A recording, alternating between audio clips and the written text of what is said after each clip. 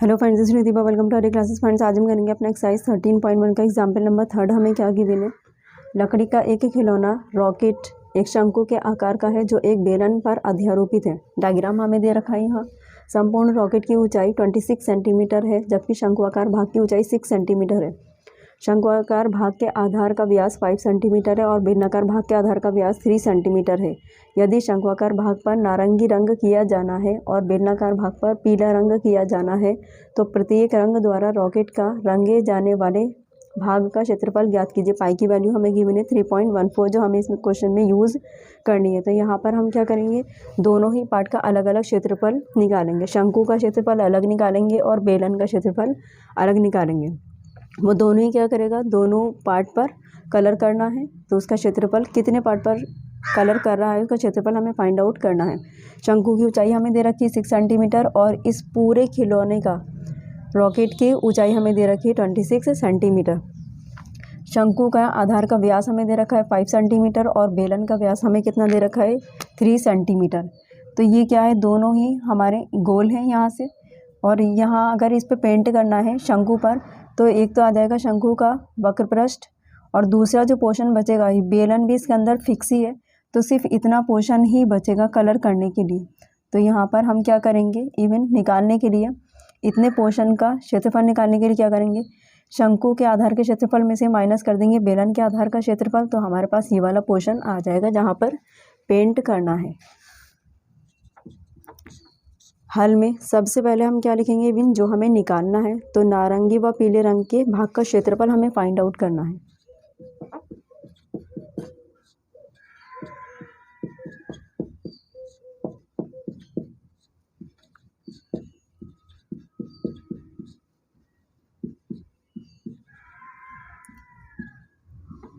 Is equals to question mark हमने लगा दिया है।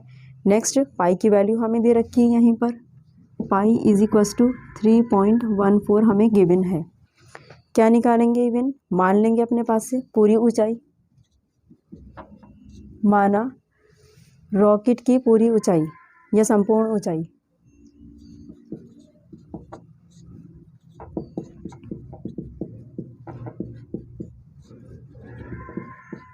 क्या मान रहा है, कैपिटल एच से डिनोट करेंगे इसे। 26 सेंटीमीटर हमें दे रखी है। नेक्स्ट हमें क्या दे रखी है, शंकु की ऊंचाई दे रखी है।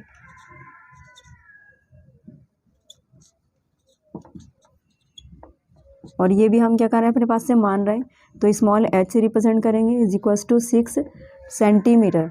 हमें क्या निकालनी है, बेलन की ऊंचाई निकालनी है। तो क्या करेंगे, रॉकेट की पूरी ऊंचाई में से शंकु की ऊंचाई माइनस कर देंगे तो हमारे पास आ जाएगी बेलन की ऊंचाई। बेलन की ऊंचाई इसे हम नोट करेंगे स्मॉल h1 से इज इक्वल्स टू टोटल ऊंचाई में से माइनस कर देंगे शंकु की ऊंचाई, स्मॉल h से डिनोट की है। Then h1 is equals to capital H हमें 26 दे रखा है, माइनस कर देंगे small h 6। Then h1 is equals to 20 centimetre. h1 हमारे पास आ चुकी है जो कि हमारी क्या है, बेलन की ऊंचाई है। नेक्स्ट अब हम क्या निकालेंगे, इवन शंकु का व्यास हमें दे रखा है यहाँ पर, शंकु के आधार का व्यास, और दूसरा हमें क्या दे रखा है, बेलन का व्यास। शंकु के आधार का व्यास इज इक्वल्स टू कितना दे रखा है, 5 सेंटीमीटर। और व्यास का आधा हमारा क्या होता है, त्रिज्या होती है। तो यहाँ पर त्रिज्या हम क्या मानेंगे, r से नोट करेंगे। व्यास का आधा क्या हो जाएगी, त्रिज्या हो जाएगी, इज इक्वल्स टू डिवाइड करेंगे, देन 2.5 सेंटीमीटर। नेक्स्ट हमें क्या दे रखा है, बेलन के आधार का व्यास।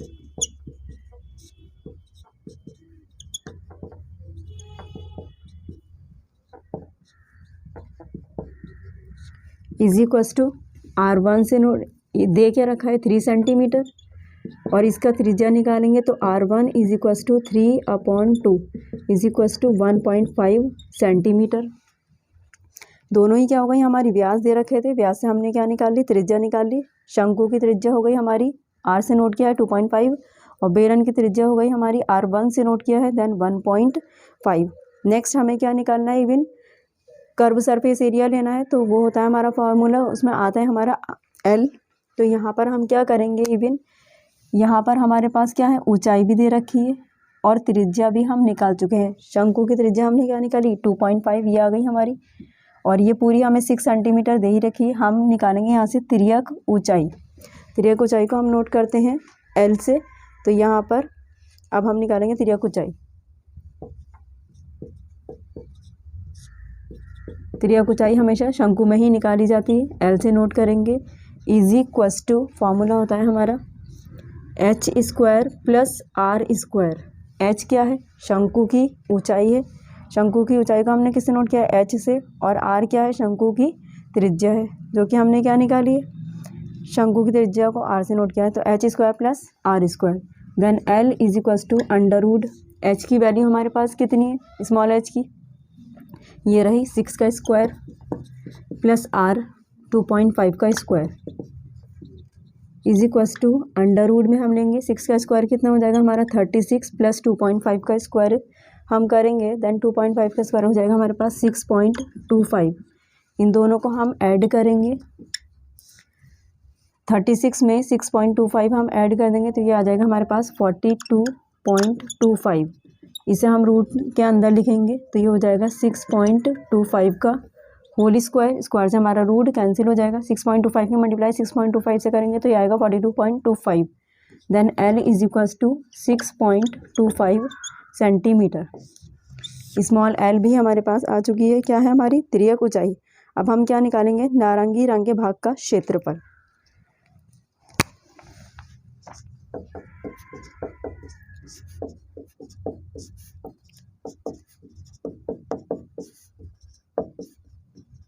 क्षेत्रफल इज इक्वल्स टू क्या हो जाएगा, शंकु का वक्र पृष्ठ, वक्र पृष्ठ को कहते हैं कर्व सरफेस एरिया, प्लस क्या करेंगे, शंकु के आधार का क्षेत्रफल,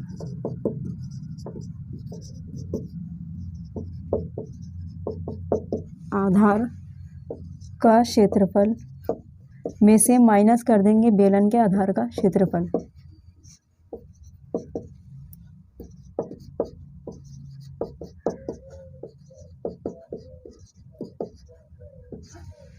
देन शंकु का कर्व सरफेस एरिया होता है हमारा,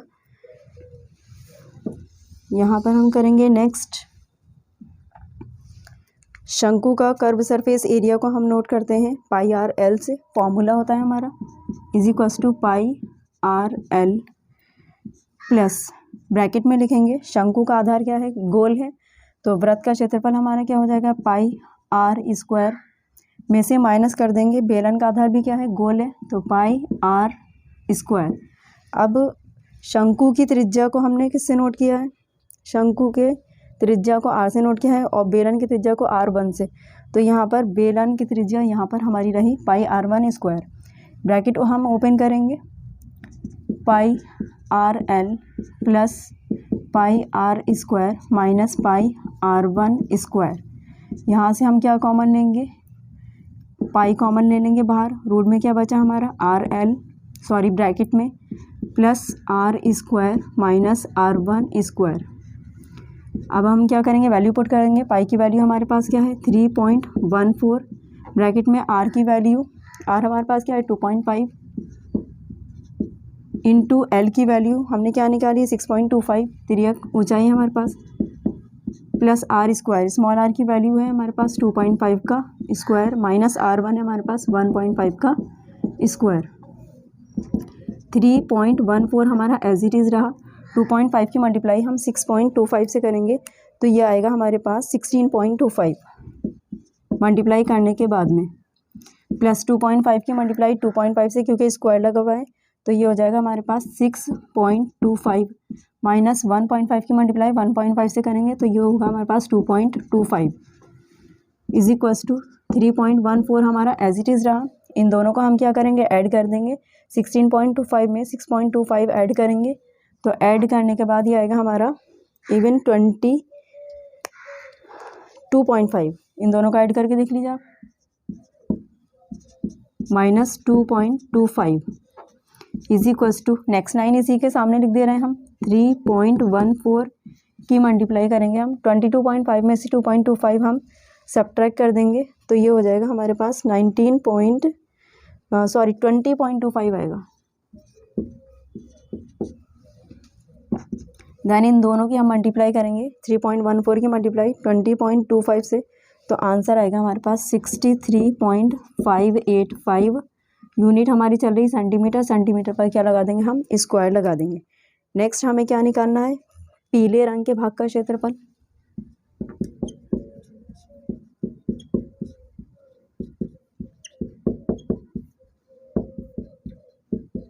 इज इक्वल्स टू, पीले रंग के भाग का क्षेत्रफल निकालने के लिए हम क्या लिखेंगे, पीला रंग हमारा क्या है, बेलन का,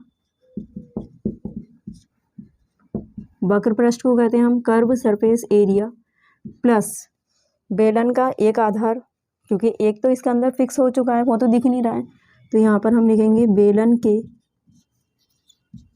एक आधार का क्षेत्रफल। और बेलन का एक आधार क्या है, हमारा गोल है, तो वृत्त का क्षेत्रफल हम लगा देंगे यहाँ पर। नेक्स्ट हम लिखेंगे बेलन का वक्र पृष्ठ, फॉर्मूला होता है 2πr/h। तो बेलन की त्रिज्या हमारी क्या है, r1 है, तो यहाँ पर r1 लगाएंगे, और बेलन की ऊंचाई हमने क्या ली है, h1 है, तो h1 लगाएंगे। 2πr1h1 प्लस बेलन के आधार का क्षेत्रफल, फॉर्मूला होता है हमारा πr², और बेलन की त्रिज्या हमारी क्या है, r1 है, तो r1 लगा देंगे हम यहाँ पर। दोनों के पास से कॉमन आ रहा है हमारा, एक तो पाई कॉमन है और दूसरा r1 कॉमन है, बाहर ले लेंगे जो कॉमन है। अंदर क्या बचा ब्रैकेट में, 2h1 प्लस r1 की एक पावर अभी भी अंदर बची है, इज इक्वल्स टू पाई की वैल्यू पुट करेंगे 3.14 इंटू r1 की वैल्यू 1.5, 2 इंटू h1 की वैल्यू हमने क्या निकाली है 20, प्लस r1 की वैल्यू 1.5 इज इक्वल्स टू 3.14 की मल्टीप्लाई 1.5 से करेंगे, तो मल्टीप्लाई करने के बाद में ये आएगा हमारे पास 4.71 इंटू, यहाँ से क्या करेंगे, ब्रैकेट चल ही रहा है, मल्टीप्लाई मार्क नहीं लगाएंगे क्योंकि ब्रैकेट चल रहा है हमारा। इन दोनों की मल्टीप्लाई करेंगे 20 की 2 से, then 40 plus 1.5, 4.71 into 40 plus 1.5, then 41.5, 4.71 की मल्टीप्लाई 41.5 से करेंगे, तो ये आएगा हमारे पास 195.465 सेंटीमीटर स्क्वायर। तो दोनों ही का ही क्या हो गया, दोनों रंगों का अलग अलग क्षेत्रफल हमारे पास आ चुका है। नारंगी रंग के भाग का क्षेत्रफल आया हमारे पास 63.585 सेंटीमीटर स्क्वायर। नेक्स्ट हमने पीले रंग के भाग का क्षेत्रफल निकाला है 195.465 सेंटीमीटर स्क्वायर। फ्रेंड्स, वीडियो आपको पसंद आया तो प्लीज़ लाइक शेयर सब्सक्राइब कर दीजिएगा, और अगर आपको कोई भी डाउट या प्रॉब्लम हो तो आप हमें कमेंट बॉक्स में कमेंट कर सकते हैं। मिलते हैं नेक्स्ट वीडियो में नेक्स्ट एग्जाम्पल के साथ में। Thank you so much for watching video.